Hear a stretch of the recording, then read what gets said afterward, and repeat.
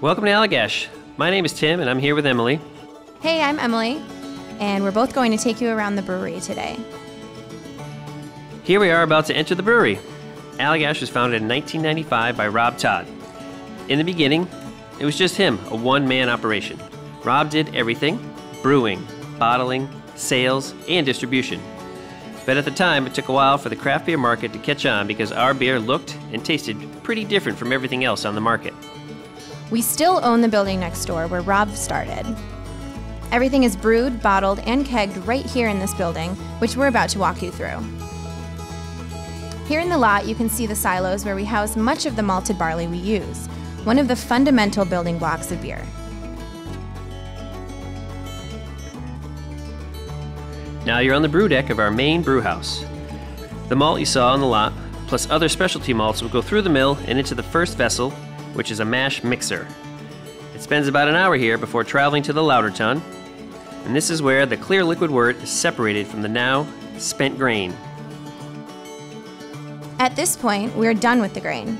It's now called spent grain as it's done its job, and we have no further use for it at the brewery. We actually produce almost 60 tons of spent grain each week, which we push out of the tank and give to a local farmer who feeds it to his cattle and distributes it to other local farmers as well. After about another hour, we'll transfer what's in the lauter tun into the brew kettle. Depending on the beer, it spends between 90 minutes and several hours here, and then we'll begin to transfer it into the whirlpool, where we can add our spices and finishing hops, and then begin to cool the beer and send it into the fermenters. This is the underside of the 70-barrel custom-made brew house. You can also see more of the malts and grains we use in our beer. White wheat is housed in our super sacks. These are 2,000-pound bags that make getting our grain into the mill a little more accessible. We have a lot of other specialty malts down here as well. We can then transfer these grains out of the super sacks, or individual 55-pound bags, and then up into various mills on the mezzanine to be transferred into the mash mixer, which you saw earlier on our brew deck. Welcome to the bottling line.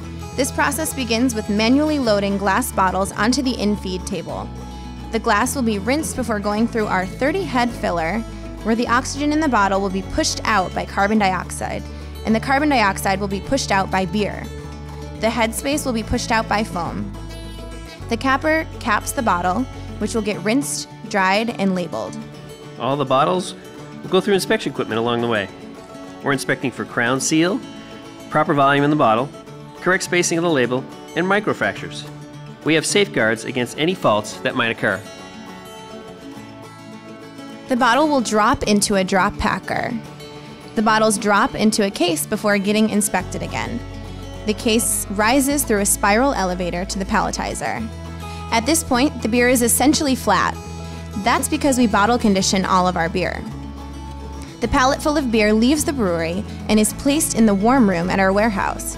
While sitting there, any residual yeast and small amounts of sugar added to the beer catalyzes the process of re-fermentation and creates carbonization in each bottle. So we're going to finish our tour in the wild barrel room. The beers in this room are actively fermenting and aging with different yeasts and bacteria. Aptly named, every barrel in this room hosts some variety of wild and sometimes sour beer. There are a lot of different types of wild fermentation going on in here.